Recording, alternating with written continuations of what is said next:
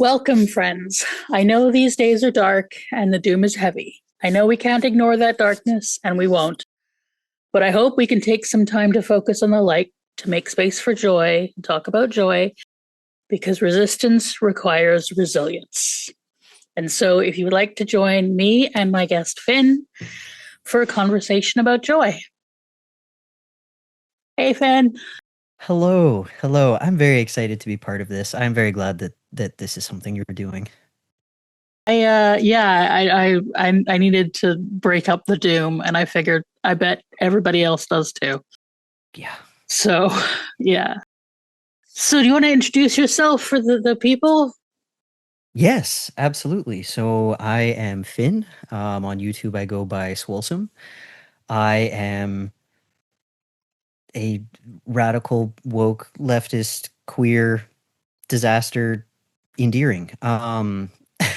Is pretty much it. I am autistic. I am based on Turtle Island as a Euro Canadian, and yeah, that's me. That's me in a nutshell. Yeah.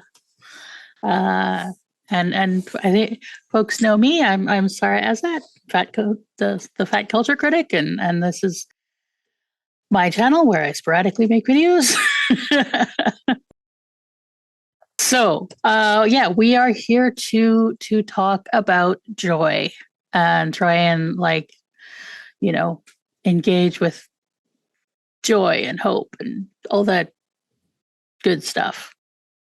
So, how do you define joy? So I really liked this question, and I thought about it for a long time, and realized that I define joy at this point in my life as very relational. It's something that I find in connection with the world around me. Now, sometimes that is other people. Sometimes it is the rest of the natural world, plants, water, animals, the land itself. And sometimes it is something completely intangible. And I'm not just gonna like leave that hanging. I'm not just gonna be like, and then sometimes it is just an entity. Like, no, I'm actually gonna discuss what I mean by that. Um, because thinking about it, when I make art or I read a book or I enjoy art that is made by someone else, I am not necessarily connecting directly, but I am tapping into something all the same. I am participating in a creative process that goes back for thousands and thousands of years, something that humans have been doing and changing and adapting over millennia. And when I'm doing that kind of thing, I was just, thinking further about it because I've been reading a lot more books recently, which has been really nice. And it occurred to me that I was still feeling that connection to other people while I was doing this, even though it is like by definition something that you do by yourself. And I think it's because I still feel this connection to the rest of the world, especially to other people when I'm engaging with the things that they've made and their words and their ideas. And that's another way that I've really found I've just been tapping into joy lately.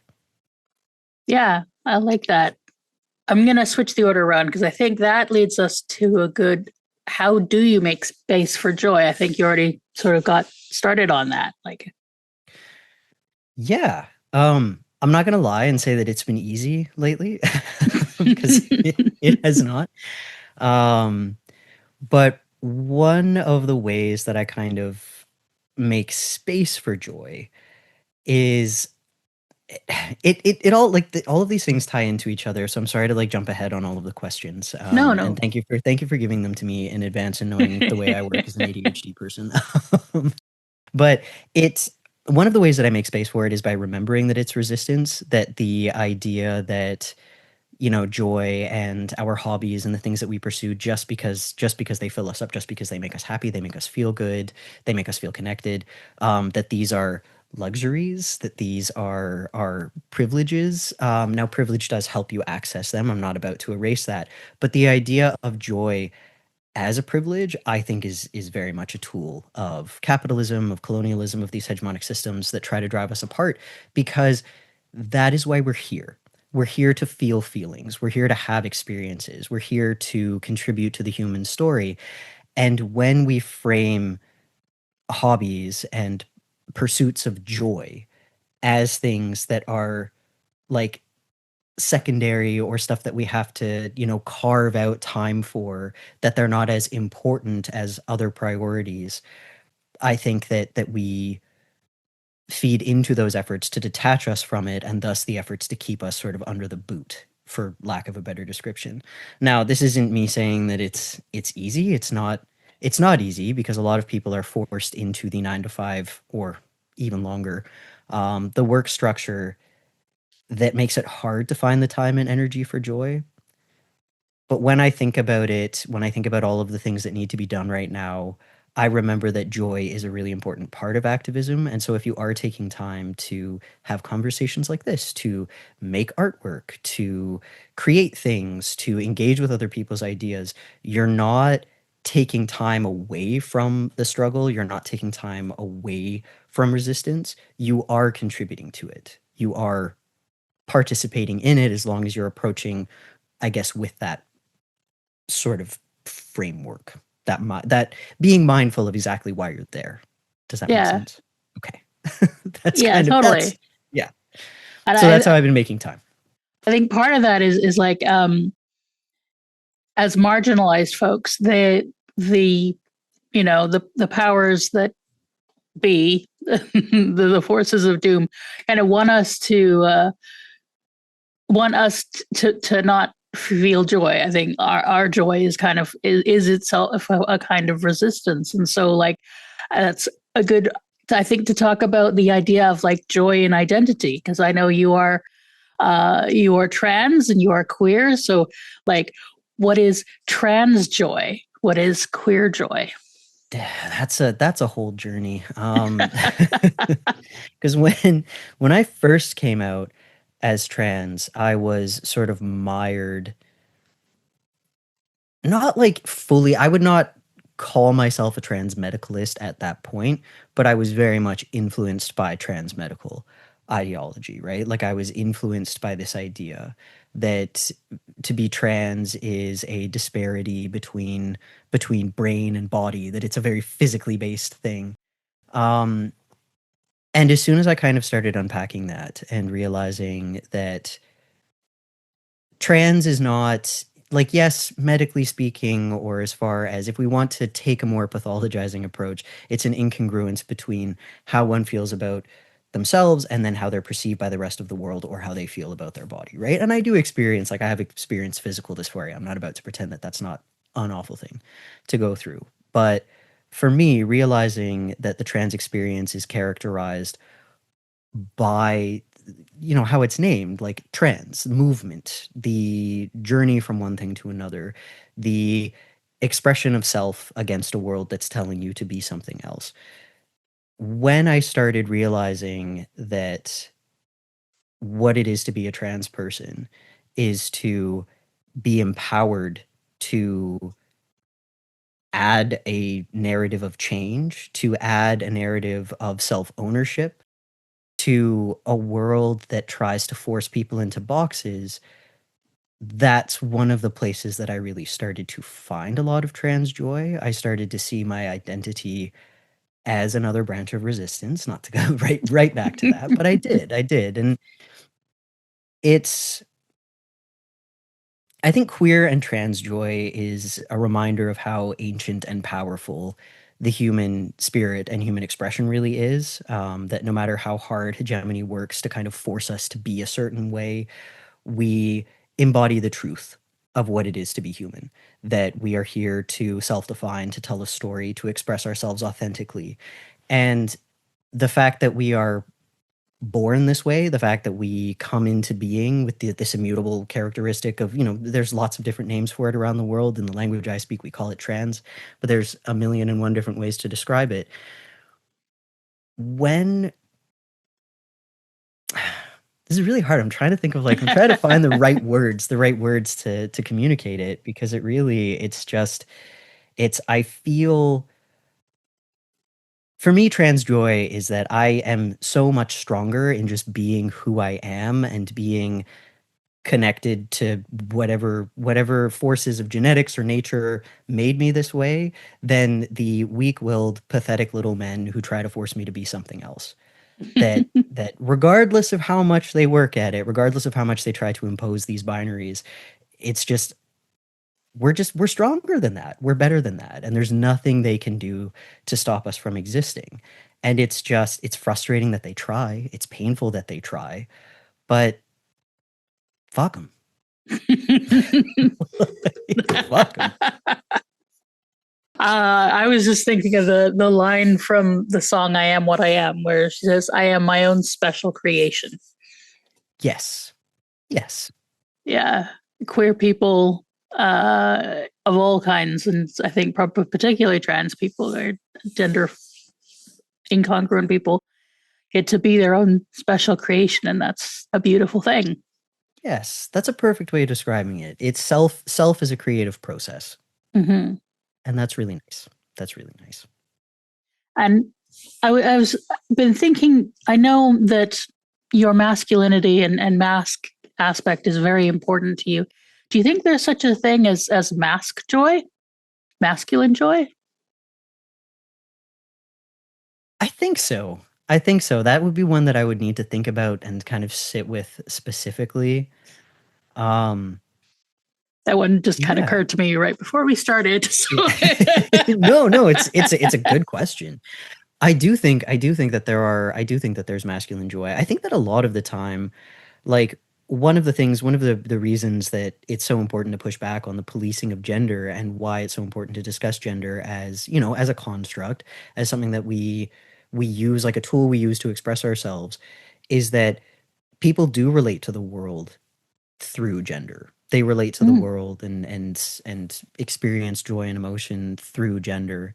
And to ask like what mask joy is a tough one because of the fact that the sort of, like Euro-Western patriarchal definition of masculinity that so many of us are bombarded with, certainly that I grew up with, not even necessarily within my own home, but just like my culture at large, it teaches you that joy and expression of emotion and all of the things, that all of the things that make us human are antithetical to being masculine.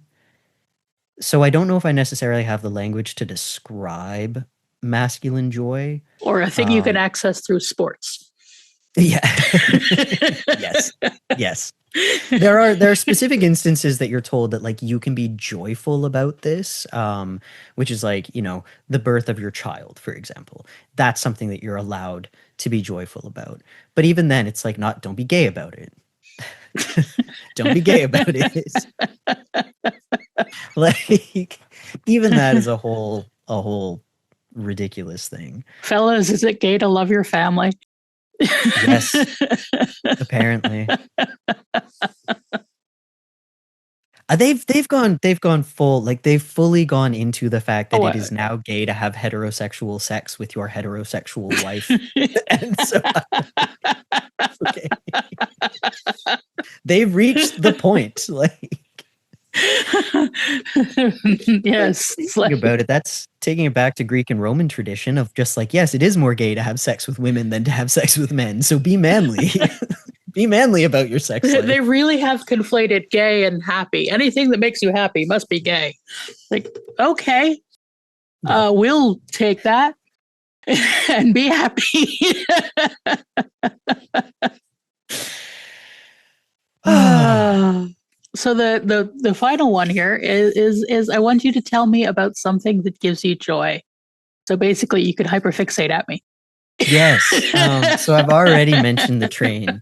Prior to recording, I was going on about the train. Um, so yeah, I've been traveling recently. Well, when I get the opportunity and I save up for a few months, I can travel across Turtle Island by train, and it is something that is just like it. It brings me so much joy to do it for a number of reasons. So firstly, I mean, the food is fantastic. The food is really good. But there's something about moving from one place to another by ground and being able to just drink in the landscape. Because one of the ways that I really, I mentioned it briefly before, but one of the ways that I experience joy is by connecting with the world around me. And the natural world, the land itself is a big part of that for me. It's really, and this is, I want to, make sure that I'm crediting where I've been learning these lessons, because in school and through other relationships and friendships and stuff, I've been learning a lot more about indigenous perspectives across Turtle Island. So particularly Anishinaabe, Haudenosaunee, Cree, Tlingit, Gitsan, and these ideas. It was actually, I think, Teokosine Ghost Horse who said that a way to know a people is to know a land that they're the land that they embody, right? I love And for that. yeah, oh, it's wonderful, wonderful, wonderful. And it's true. It's true. Is I think that one of the ways that we've been detached from who we are and that we've been detached from joy is we've been detached from the land. And when you travel by ground, I think it just kind of pushes back against that. Flying is amazing. Flying's amazing. It's incredible that we can get we can we can get into a jet and go across the ocean in a few hours. That's pretty well, 7 hours, but still, that's pretty incredible, right? Like that's amazing. But it is also very point A to point B. It's very like, you're projecting ahead to the time that you're going to be in the place to do the thing. I love being able to move on the ground and to drink it all in as part of the travel process. That's really huge for me. But the other thing that I love about it is you get on a train to travel for days, you're going to meet so many socialists. You're gonna meet so many people who you're going to meet all of the activists and the writers and all of the people who so many queer people that it's just it seems to be, and I don't know if it's because we're all autistic and so we're all like train, but regardless of exactly why we all end up there, the you meet a lot of like-minded people because no one's taking the train to get from point A to point B. They're doing it for the actual experience of going, and they're doing it to take that time where they have no Wi-Fi and they're not reachable by the world around them, that they can just kind of exist in this little community that forms on this moving tube across the countryside. Um, so that's been huge. That's been huge. When I'm not on the train, usually it's by being outside. Mm. Usually it's by spending time outside and by spending time with people, with my loved ones. And dogs. And well, yeah, my dogs are also people. Yeah, I also do enjoy the plane. Because I am the person who sits at the window and look and watches the world. Right. And Yep. I have these like spectacular memories of, because when I used to go to boarding school and I would fly back and forth from Saskatoon to Victoria. And when it was clear, I'd just sit there at the window, watch it, like looking at the landscape change, just like you do on a train. I know most people like shut off on planes, but I've been flying since I was a kid, and to me, there's an excitement, especially if I can get a window seat, to actually watch. And there was one flight. I remember the last time I went to Egypt, flying back over the Mediterranean. It was clear as glass, and I had a window seat, and I could see the whole Mediterranean and watching the landscape. And it was like it was a lot like the train thing, except like from above. And it was just really, yeah. And then there is That's a fair point. always that feeling when you're land and you're like, oh, I'm back on land. That But is a I very know good I am point. weird for enjoying that aspect of flying and not thinking of it as a commute. No, I don't think so at all. I think that's a really good point. That I so my dad's a pilot of like small aircraft. But now that you say that, like for me, getting on a jet, I'm like, oh boy, like here we go.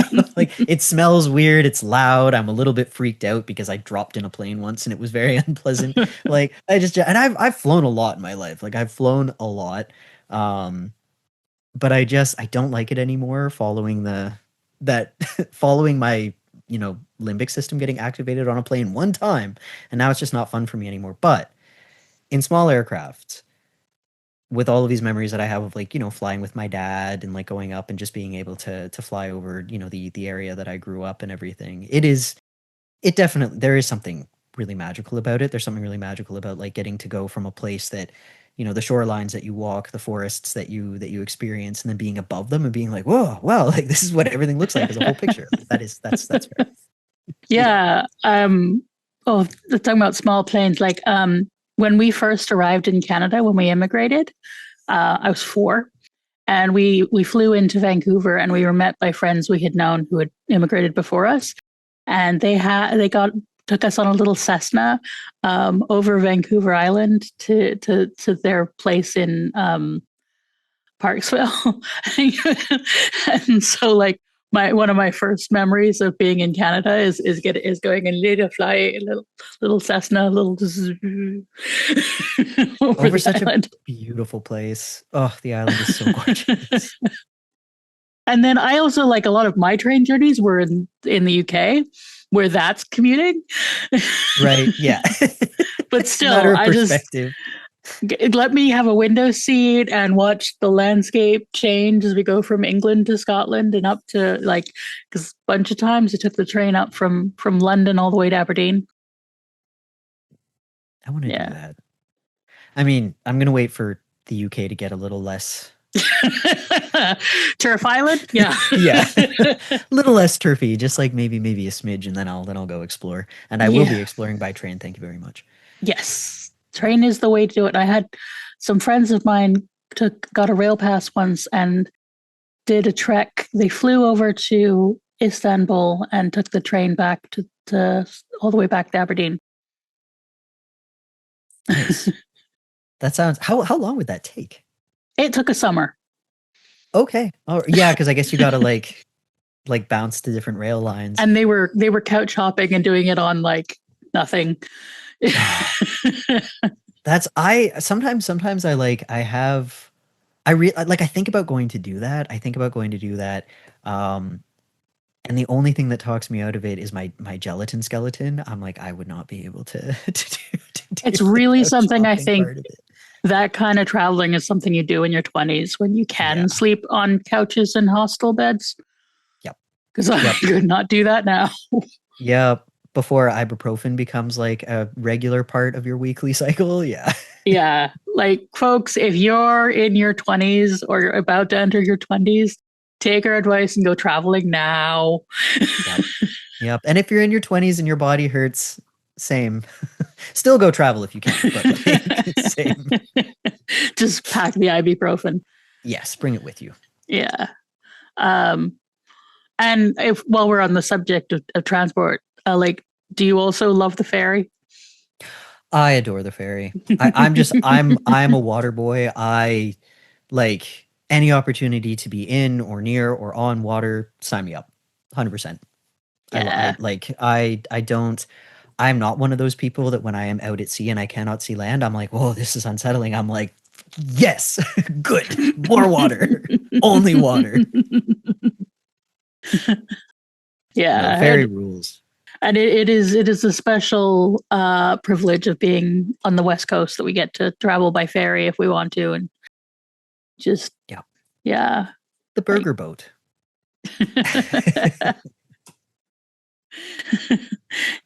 and just wander around and yeah. It is very nice. Anything and any other things you want to things that bring you joy you want to talk about? Probably, but my brain.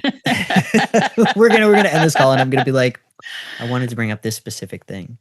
Um, Well, I I know don't know. you love doing circus tricks and things. So. I do, yes. I do love doing circus. I think the reason that that's not at the top of my mind is just because I've been like in kind of like way back in the boonies and there's not really like I can do handstands and stuff and I can do, like split training and everything, but it's hard to do the kind of circus training that I was doing before, like the tumbling and the aerials and stuff.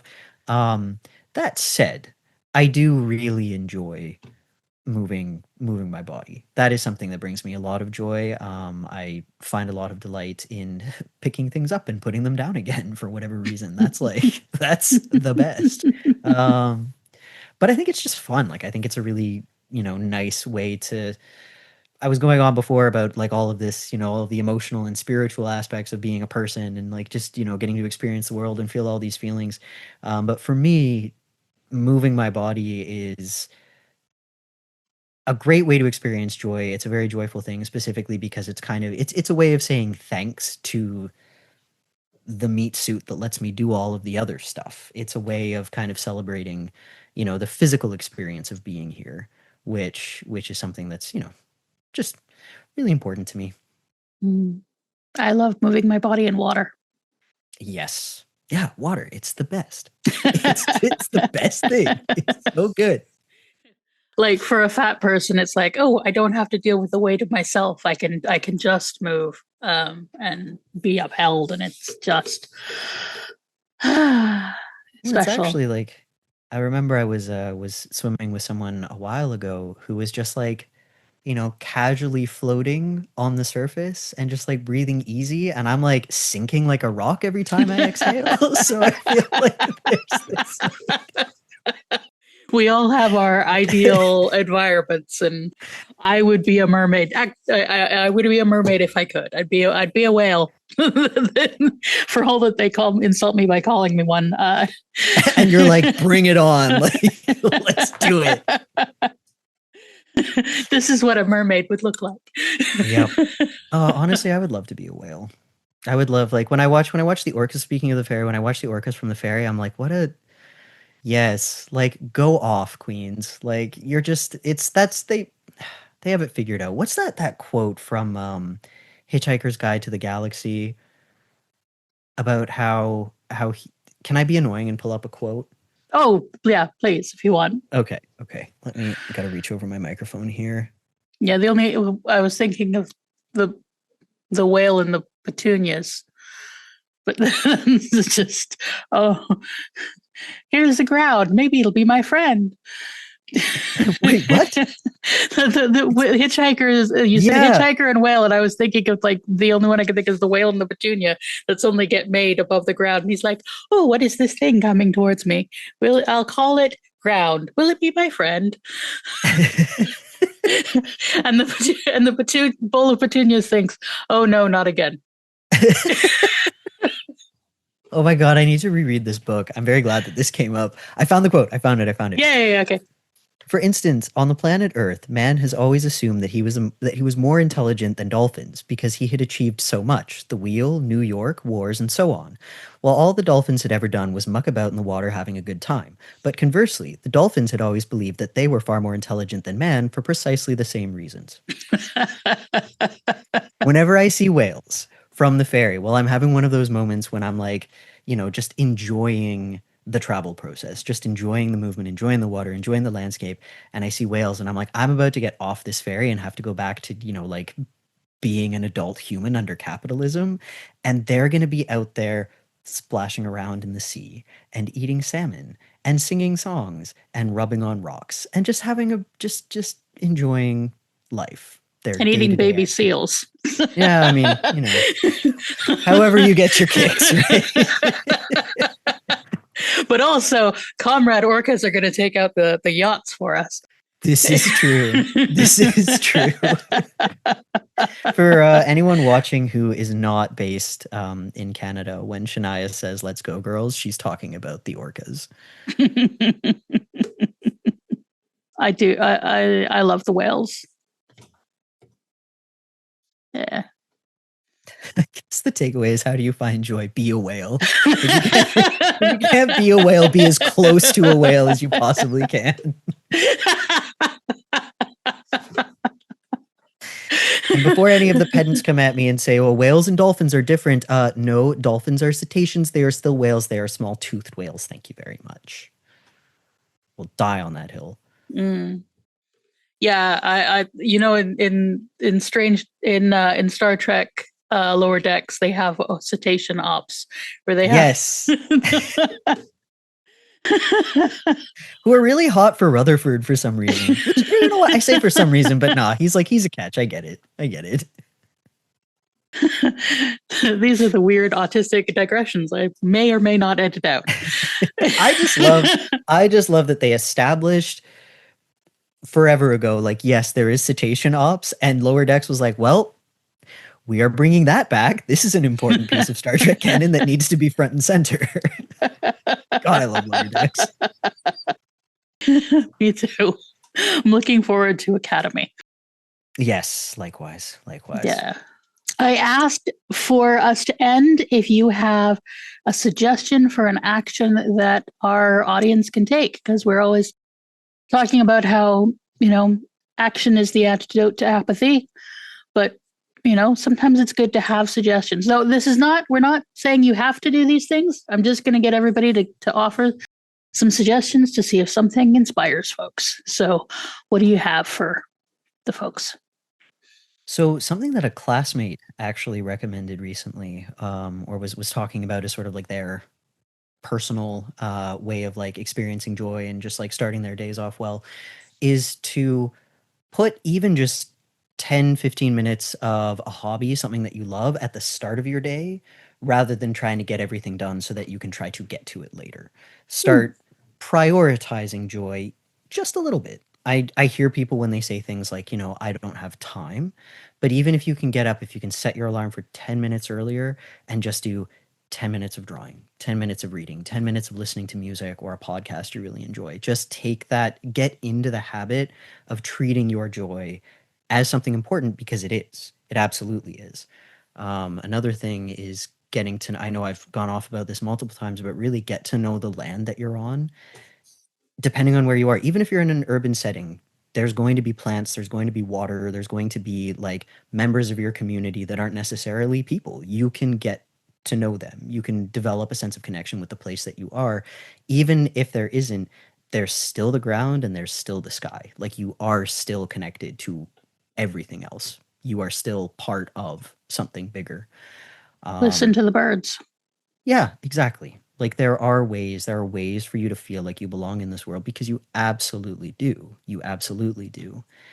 And as kind of a last, like an actionable thing, because I know sometimes people don't like the conceptual, like, enrich your spirit. It's important, and I really fully mean that. But if you are looking for something, if you want to do something, like a tangible thing that you can sort of like discuss with other people, um, volunteering. Volunteer. And don't volunteer to pad your resume. Don't volunteer because you need the hours for another thing. Volunteer because there's stuff out there that needs to be done.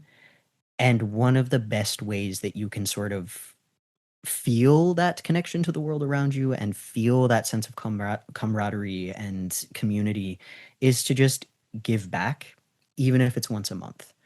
You'll get to know the other people around you who are doing that kind of work. And I cannot stress enough how much it will bring hope forward in your mind when you see all of the people who are showing up, when you see all of the people who are doing that kind of work, even when it's messy and challenging, as it often is. You will meet the people who care, and it will remind you what humanity is really all about. I love that. I'm all about Yeah. volunteering. It's good stuff. No, it is. Yeah, there's lots of things. It's a great way to get to sort of practice new skills and Yes. which is always feels good to be able to stretch yourself and learn that you can do something you didn't know you could do. Yeah, absolutely. And with the one caveat, because I know someone is probably going to bring it up angrily in your comments if I don't say it out loud, is don't spread yourself too thin. Yes. Like, it is about balance. It's not like another way that we're separated from joy is this whole idea that it's all or nothing. Like, you can, again, once a month, once a month. If you find that like, keeps like you still have lots of energy, you're feeling good about it, you like going in, you like, spending the time with the people that you're working alongside, then you can up it to twice a month, once a week. But like, don't be afraid to step back from things that are hurting you, to take rests and to try new stuff even when it's challenging. It's a balance. Mm-hmm. Yeah. Yeah, these are just suggestions. If it Yes. inspires you to do something, then do it. If you don't have room on your plate, then that is, you know, then just listen to the rain for a minute. Trying to think how to like wrap us out, but I think this has been a really lovely conversation. Is there anything that has like come to your mind that we didn't talk about that you want to Uh, say I think the last thing would be just to recognize, what's going on right now, right? mm, Like in recognition of the fact that, like, yeah, stuff is bad. Stuff is bad. And maybe I'm naive for saying this. Maybe I'm naive for saying this, but I feel like one of the reasons why everything feels so terrible is because so many more people are waking up to how awful certain aspects of the system that we live in really are. I say certain aspects, but the whole system sucks. um, it's not good. It's not good. We have are we under said the fuck boot. ice? Yeah, fuck Yeah, ice. yeah, fuck ice. It's it is bad, and we do need to we need to name that. But the fact that so many people are overwhelmed by it, that so many people are noticing it, it's been bad. Like, this has been going on for centuries now.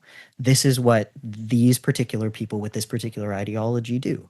And it's horrible. And the fact that everyone's like, wow, I'm really, like, upset and overwhelmed by this. Good. You should be. No one should be okay with what's going on.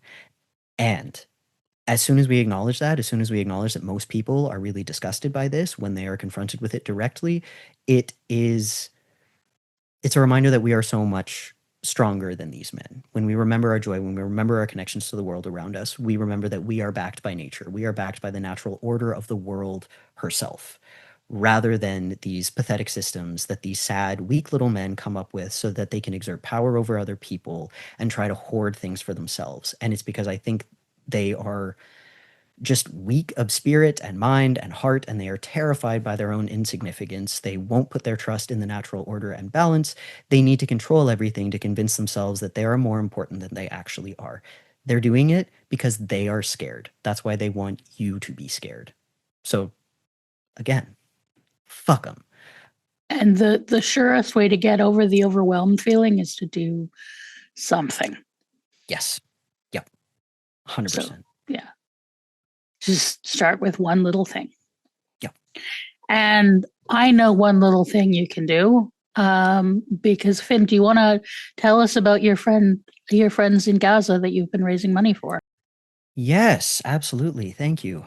So I've been raising money for my friend Maysara and his family, the Al Ashal family, in Gaza. They are, like so many other Palestinian families, currently trapped there. They are living in a tent and they are facing winter in Gaza. So there's been a lot of flooding. There has been a lot of cold. We are raising money to try and get them out.